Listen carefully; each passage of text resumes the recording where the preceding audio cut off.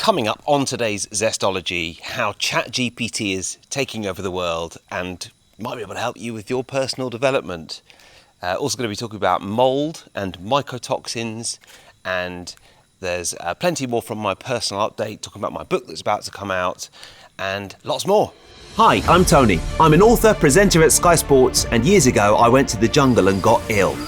Very ill. So this is my podcast adventure to find more energy. It's packed with biohacking, science, health tech, supplements, and some of the most well-known experts on the planet. This is something I spent 4 months of my life doing with electrodes glued to my head so that you can do a lifetime worth of meditation. Decide what you don't give a fuck about, which is something you don't care about. Some of it gets quite out there. I had some stem cells sent up to my house that I had stored, and then I injected myself with mannitol. And we even hack hangovers. Alcohol is poisonous. So is water and oxygen in the wrong dosage. So that's my podcast, Zestology. Live life with energy, vitality, and motivation. Hello again. Yes, still in Thailand, coming to the end of my time here and strolling around for another personal update, which have been going well, these personal updates this year, and I've had some nice feedback from you, so thank you for that. And it's about 8 o'clock in the evening, and you've heard quite a lot about my Thailand trip, so I won't bore you too much with what's going on here, apart from just to tell you that it is the hot season now. And even at 8:01 in the evening, as I record this podcast, it is unbelievably hot, to the extent where you sort of start to sweat within a couple of minutes of walking around. I mean, during the day you can't actually really walk that much. I go to the gym to do all my exercise during the day because, I mean, in the UK I like to go for long walks, but here it's just so very hot. I'm not complaining, oh no, but I'm just making the point that it is very hot, and it's almost the hottest time of year here in Thailand, and almost time for their Songkran season, where they have massive water fights with each other. But yeah, just to tell you that it's very hot here, and actually, funnily enough, it's quite good if you're sort of someone who needs to detox a little bit. Obviously, sweating is a very good way to do that. Well, here you are sweating all day long. And yesterday, we climbed up to Koh Samui's tallest point, me, my wife Faith, and 2 friends. And it was about 90 minutes, and everybody looked at us like we were slightly mad, because most people do this walk at 6:30 in the morning. In fact, they meet at 6:15, they start the walk at 6:30, they're up there by 8:30, they're back down by 9:30. We met for an ice bath at 8:45. We started the walk at 9:30, by which time it was boiling, sweltering hot. We didn't see anyone else walking up there at all. We did get passed by a few trucks going up to the top to have a look at the view. There's a beautiful big golden Buddha at the top, which looks out over the whole of Koh Samui. Got up there in about an hour and a half or so. Fantastic walk. And it was so steep that with about 20 minutes to go, we all agreed that we were going to try and find someone to drive us down. And that was an extremely good decision.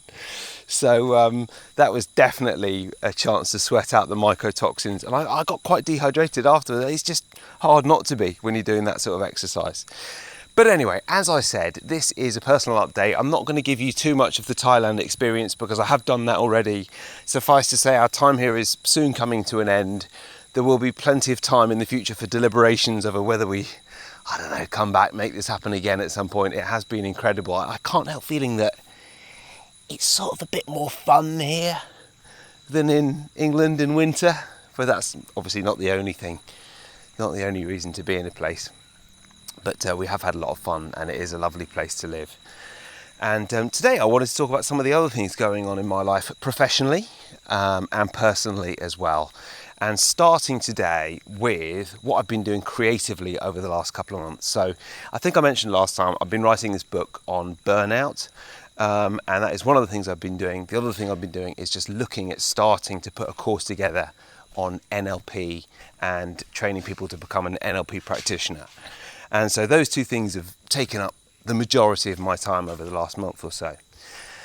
And Beat Burnout is the book title, provisionally titled, but I think that's probably what it's going to be called. That is my next book that is coming out soon, and it really draws on my experience of I mean, the word burnout, it wasn't quite as prevalent as it is now, but that's definitely what I had back in 2014. 3 months in bed, contracted a mystery virus, which sort of tipped me over the edge. But I was just going too hard at life. And everything sort of collapsed, really. And it's been very, very interesting reflecting on that experience and going over all my old notes. And quite surprisingly emotional. I thought, I've been hosting a podcast on energy for the last 7 years. I'm so used to this topic. And actually going back over all my old notes, I remember just how hard it was. Because one of the things that people really go through when they suffer from burnout is anxiety and stress. And that can fluctuate. But anxiety around health and not being quite sure whether you're healthy or not, over not having enough energy, over having fatigue symptoms and the rest of it. It's not a nice place to be, and that's where I was, and I've drawn on all those notes as I've been putting this book together, and it's been very enjoyable to do so, because I feel like it's valuable. So by the time this podcast comes out, it might be out already.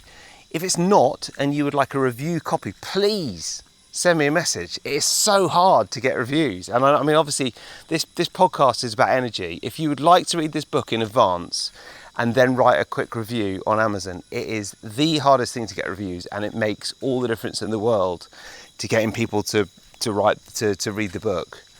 You know, if you've got one review, you don't get taken that seriously. If you've got 20, people start to look at it. If you've got 50, people start to say, maybe a bit better. If you've got 500, then that's great. Just email me, tony@tonywrighton.com. Say you'd like to read the book and have an advance review copy, and I'd be thrilled, honestly, and write an honest review for me on Amazon. Amazon do allow us to give out review copies. And, what's been really interesting is reminding myself of the emotional component of burnout. And it's something so hard for people to get to grips with. The fact that burnout is obviously can be a very physical thing. You have physical symptoms, you have fatigue, you don't have any energy, you feel awful. But you've also got this massive emotional component that's linked to the physical. And one of the hardest things for me was to accept that what was going on in my mind was affecting my body. And because I was so stressed about it, I was in this constant state of fight or flight. And we know from all the science, which I quote in the book, there's scientific references all the way through, that fight or flight response stops your body from healing. You can't heal. When you're trying to flee the lion, every fibre in your body is concentrated on survival. It's not focused on healing. And so you have to try and get into that healing parasympathetic nervous system when the lion is gone and you can relax in front of the campfire. And that is very hard when you're stuck in that loop. One of the sort of sections that I've written about is digital burnout, because I think that's a massive component of what's going on with people these days. I think the experience of being on your phone at 1.5 minutes before you turn out the lights at night, and the first 2 minutes of your day, and constantly being switched on and being woken up by text messages in the middle of the night, and switching on, being always contactable, checking your emails, working outside office hours, all of this does mean that we are more stressed, more in our sympathetic nervous system, more switched on. And I think digital burnout is a huge problem. And one of the studies that I quoted was incredible research that show that 60% of all workers describe themselves as burnt out. 60%. It's a huge problem. And I make the point repeatedly in the book, burnout is not just a work issue these days. But if 60% of everybody who goes to work, whether it's in an office or at home, considers themselves to be burnt out, we have a massive problem. And I'm hoping that people will read my book to sort it out. So it's been a pleasure to dig into the research. I don't think I realised quite what a project it would be to put this together, but I'm very excited about bringing it out. And as I say, I would love you to get in touch if you want to read something. I just got splashed by a sprinkler. Maybe someone's watering their garden. I'd love you to read a review copy if you like.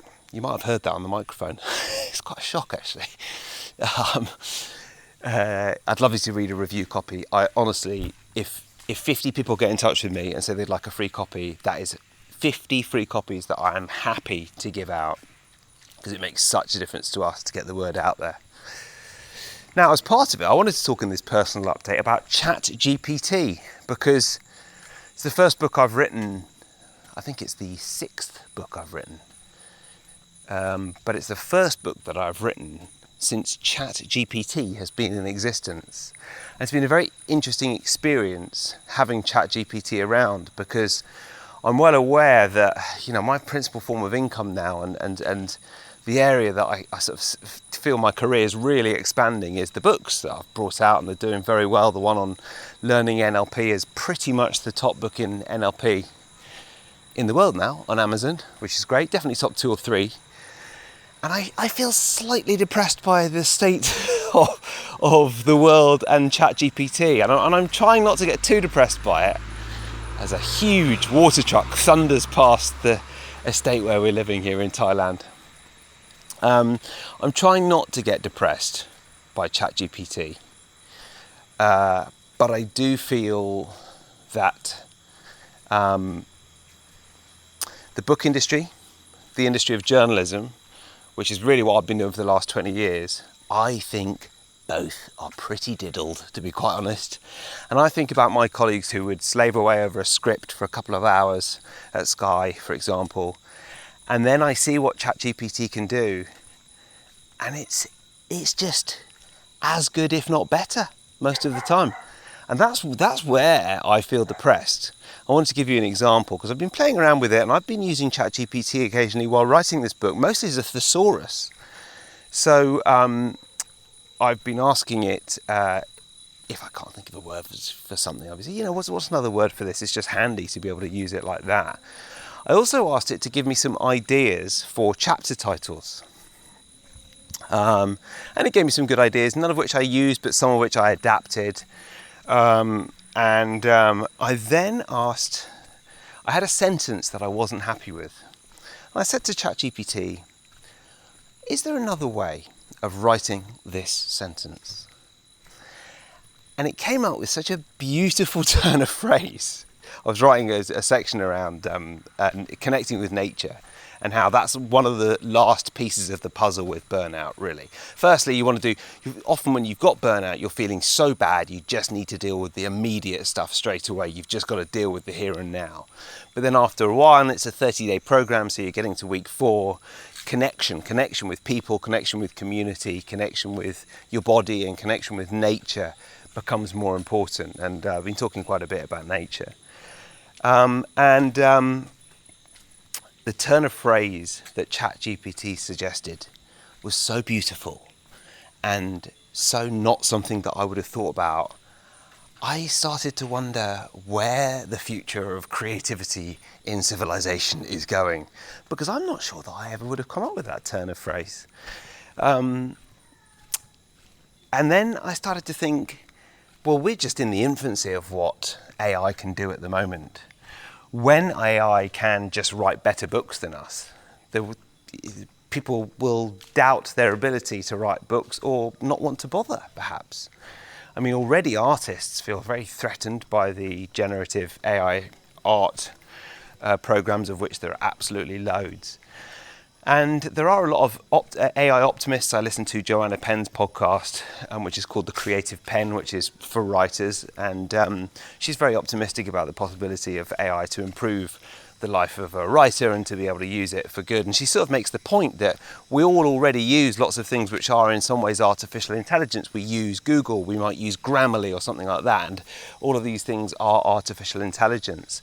But I have to say, I think we have an AI storm coming upon us, and as someone who's worked as a creative for a long time, I had an email this morning from a podcast company.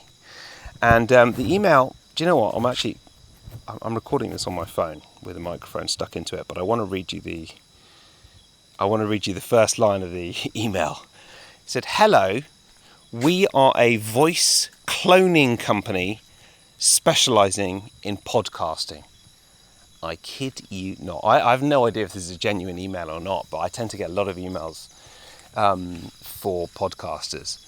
And I mean, you can guess what's coming next. This is a voice cloning company specializing in podcasting who are really saying you can clone. In fact, what they were offering specifically was cloning my voice for adverts. So they're sort of saying, right, well, all you need to do is talk into a microphone, send it off to us, and then when you want to insert adverts, but you can't be bothered to record them, you can just use our voice cloning and we'll do it. But can you imagine how quickly this leads to asking something like ChatGPT to write a half-hour podcast on the subject of whatever it is, and then asking the voice cloning company to record an AI podcast based on the script, and then you don't know what's real and what's fake. And already it's pretty hard to tell between AI voices and real voices. All of this stuff is going through my head, but it might not be of any interest. But because I'm sort of working in content creation, in books and podcasts, and I'm getting these companies approaching me, voice cloning companies, and I'm seeing what people are doing with ChatGPT. I mean, certainly I know a lot of people out here who are involved in content creation, and already I would say like up to 50% of what you're reading on something like Instagram, the captions, probably written by AI now.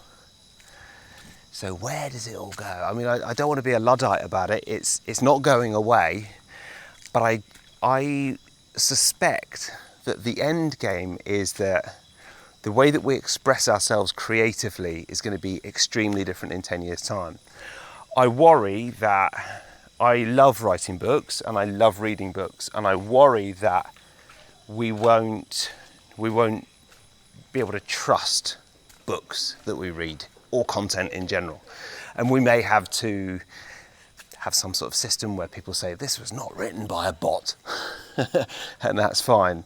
But you know, there's sort of grey areas. I mean, you know, my books aren't written by bots, but I do use a thesaurus, and I did ask ChatGPT for a different word for whatever it might be, and I do use not Grammarly but Pro Writing Aid, which is a similar service that helps sort out your grammar. Would you call that AI or not?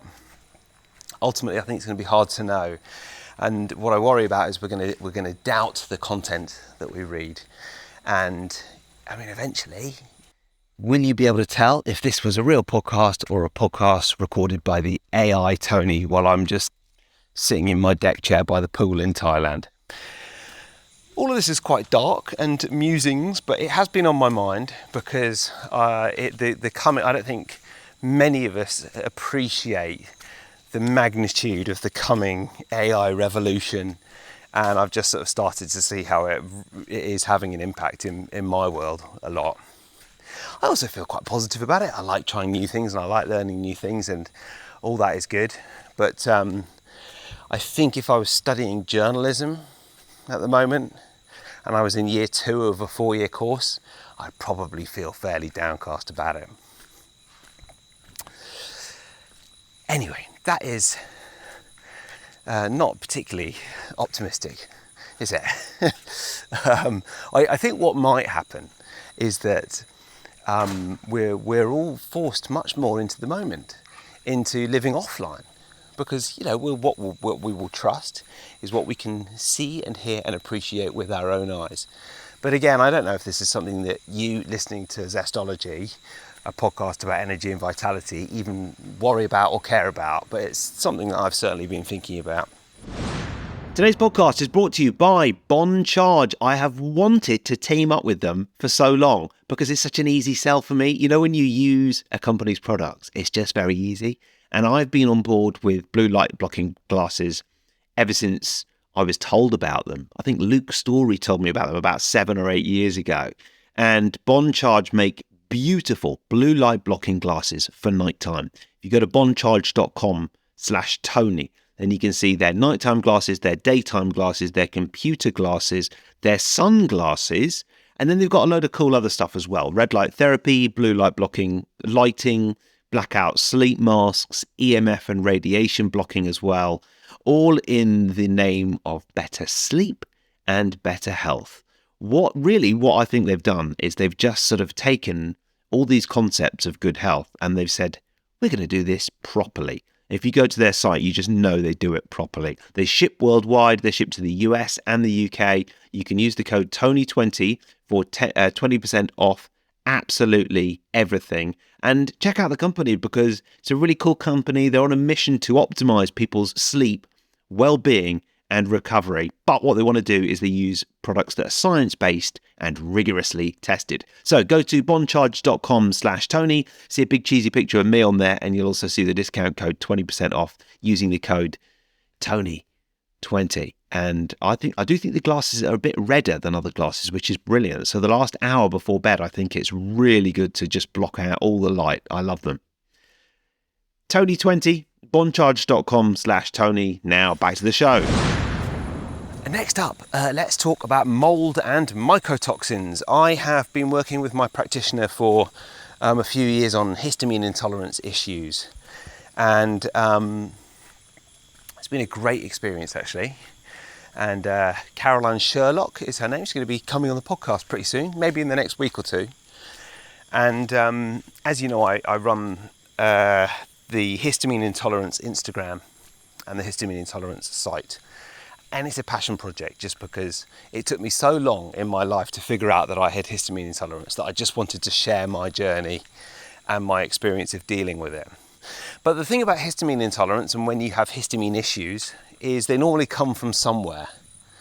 And with me, it's been a struggle to work out where because I did the genetic tests and I wasn't susceptible to histamine in any way. And fairly recently, I don't know why I hadn't done a test like this before, but Caroline suggested that I did a test for mold. And we have spoken about mold on this podcast before. I've done podcasts on mold. I have long thought that I'm sensitive to mold. In fact, our shed in our house in London, I can't really go in it because I just feel like it's moldy and I don't feel great afterwards. Anyway, I did this Great Plains organic acid test, which you may well have heard of before, and I also did their mycotoxins test. And Caroline said, I'd love to book in a session with you. Got the results back. They're quite interesting. And we had a chat last week. And sure enough, my mold markers were very high. In fact, she said they're some of the highest she's ever seen. And I've been reflecting on it over the last few days. It sort of explains everything. It sort of explains why for the last 15, 20 years, I've just had days when I don't feel very well and I can never really explain why, and other people don't get it. It explains why I'm up and down so much and I'm sensitive to smells and fragrances and moldy rooms and that sort of thing, or red wine, dodgy foods, and sometimes just can't figure it out. And as depressing as it is, because these two toxins that I tested high in particular, aflatoxin, I think, and ochratoxin B or C, these are hugely toxic to be found in the body, and not only that, they can be carcinogenic and they can lead to all sorts of fairly serious issues. But it's also fairly obvious where the histamine stuff's been coming from, if that's been going on. So I think in some ways it's exciting if I can figure out the source of the problem, whether there's mold in my house in London, where it's come from. That's a daunting task. And then detox from this mold, then that is going to be exciting as well. So listen, if you've got any ideas on mold detox, I know a lot of people, sort of professionals in the world of health, listen to this podcast. If there's anyone listening to this who knows about how to figure out if you've got mold in your house and would like to come and do it for me and record a podcast, that'd be great. Because I want to learn a lot more about this issue. And actually I've spent a lot of time Googling since I chatted to Caroline, and I've tried to keep it all in proportion, and I've realised that a good air purifier is important, and maybe keeping a couple of windows open, but also just working out if there's any damp or if there's any mold spores floating around in your house, and whether they're making the matter worse. So if you've got experience of mold exposure or mold detox, I'd love to hear from you, or you run a company that is involved in that area. One of the great things about this podcast is whenever I mention stuff like this, I get crazy messages from people who say, yeah, I do actually, and I'd love to come and talk about it. And then not only do I speak to experts, but I make friends as well. So that's a double win. But yeah, I'd love to hear from you. I do feel slightly depressed and daunted by it, especially as we're leaving paradise here in the UK, in Thailand fairly soon, and going back to the UK where possibly I've got a mouldy house and I've got to sort it out. But to be honest, I've been suffering with this for a long time, so it's probably not in my house in London. It's probably been there for a long time. But all of which is to say that, you know, I've talked about mould quite a bit on this podcast, and when I chatted to Dave Asprey, he mentioned mould quite a few times, and yet I didn't think that I was actually suffering from it like I have been. And now it sort of makes sense. That was the thing that was going on all along. So the test, if you're interested in looking into it, is the Great Plains Mycotoxins test. And there are certain markers that correspond to mould in the house, aflatoxin and ochratoxin. But as with all these things, you do need a good practitioner to interpret the results, because trust me, trying to do it with Google is a fool's errand and it's not that easy. So Caroline's going to be on this podcast. I'll ask her about it when we record the podcast. She's going to be on it in the next few weeks. I have a feeling Caroline's going to get a lot of new people signing up with her after coming on the podcast, because it's just hard to find good people, isn't it? And she is very, very good. I'm very lucky to have found her. So that is pretty much it for my personal update. Another slightly sort of downbeat personal update this week, which isn't an expression of how I've been feeling. I know I said I wasn't going to go too much into the Thailand experience, but I have been here for 3 months and I've been creating my content from here. We've got a holiday next week and my son's broken up from his school. So today is the last day that I did my work, and I went down to a cafe called Cafe Cobb in the south of the island here in Koh Samui. I was there about 7:45 in the morning, and I took the moped down, and it is just such a lovely time of day to ride around in the moped. And then I sat there, and really all I can see is sea when I sit there and write. And it is such a good life, and it has been such an incredible experience. And I suppose me and my wife were chatting this afternoon, and we said, this has actually been life-changing, hasn't it? Because there's a lot of stuff that we've learned and we've experienced that I don't think we'll never feel the same about stuff. And that is such a gift, isn't it? We've completely changed our attitude to lots of things since we've been out here. And I think we're going to do a lot of things differently once we get back to London. One of the inspiring things about being out here is that people just do not work as hard. They are not as motivated. They take a lot more time off. If you suggest going up to the tallest point in Samui on a Thursday morning, people who've normally got plenty of good stuff to do will be signing up and coming with you. And that is charming, actually. You know, life is definitely for living. You can't get rid of all your responsibilities, but it's just clear here that people don't work as hard. And I would even say that goes as far as, I mean, certainly I've never seen, I can't remember if I mentioned this before or not, but Stan's been at a school called the Limai International School here in Samui, and the teachers are just wonderful, all of them. They're all so, I've never seen such happy teachers. They're all so relaxed. They all wear Hawaiian shirts. They're super chill. They're very, very friendly and loving. It's just a relaxed vibe, the likes of which I haven't seen in the UK.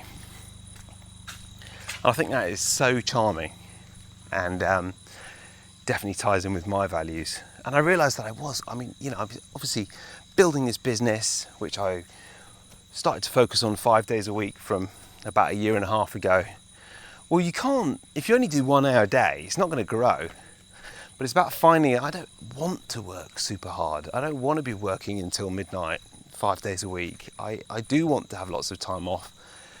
And not only do I want to, I know that if I don't live quite a relaxed life with plenty of downtime, plenty of exercise, meditation, time off, my health suffers. And that's why this podcast came about. And that's why I think it has been life-changing being out here, because I feel like we've settled into a routine that is for keeps. When we go home, we'll still do it. And who knows we may end up being a little bit more nomadic with our lives than we would have been otherwise if it hadn't been for this experience. So as the crickets continue to chirp in the evening here in Koh Samui, we've got a few nights left, and we're going to Bangkok, which is 37 degrees, and then London, which is about 7 degrees. And you'll be hearing from me in London fairly soon. But thanks for all the nice messages over the last 3 months. It has been brilliant recording the podcasts from out here. It's been so much fun. And I hope that I haven't gloated too much and that I have brought a little flavour of what's going on in Thailand. And actually, it's so based around wellness here. There's one other thing that I meant to say on this podcast today that I didn't, and so I will finish on this note. It is a bit like a health retreat being out here. You know, right now I've been walking around recording this podcast for 25 minutes or so. I'm sweating. It's great exercise. I did an ice bath yesterday, and I'm doing one tomorrow as well. We did a super hike where we swim every single day, and we've had lots of good exercise and good food. And that other thing that I wanted to tell you is that we arrived here in Thailand on Boxing Day. We flew on Christmas Day and we arrived on Boxing Day, and I have not had one alcoholic drink since we arrived. So that's 3.5 months, and I haven't sort of officially given up booze. I'm not teetotal. I don't want to be. I only drink when I want to, which is very rarely. But isn't that interesting? I haven't even wanted to drink. The thought of drinking in this heat and feeling awful the next day is not on my agenda. And so not one alcoholic drink, and I don't know when the next one will be. So, and Faith's the same. We're very boring people, really. but the thing is, we don't feel boring, you know, when you're making different sorts of fun, like the ice baths and the saunas and going on trips to neighbouring islands and swimming every day and all that sort of thing. That feels like a good substitute. It doesn't feel like it's too boring. So there you go. That's been the experience out here. As always, thank you for listening to Zestology. Thank you to Bond Charge for being my podcast partners.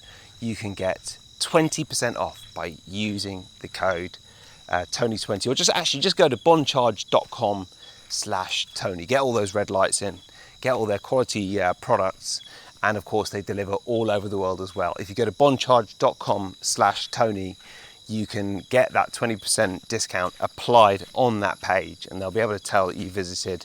And thank you for doing that as well, because the more people that do that, the more that they'll be encouraged to sign on in the future, and that makes a huge difference. And my podcast partners are not only people that and companies that I like working with, they tend to stay for ages, because Bioptimizers have just come back for more as well, because they like working with me, they get good results, and I like their products and talking about them as well. So thank you so much for supporting them, supporting Bioptimizers as well, which are a brilliant company too. And the amount of research Bioptimizers do is fantastic, but that's for another podcast as well. I am well and truly sweaty now. It's amazing, isn't it? I seem to shower about 3 times a day and change my t-shirt a lot here. But yeah, thanks for listening. Thanks for listening to Zestology, and I will be back next week in a place slightly colder than I am now.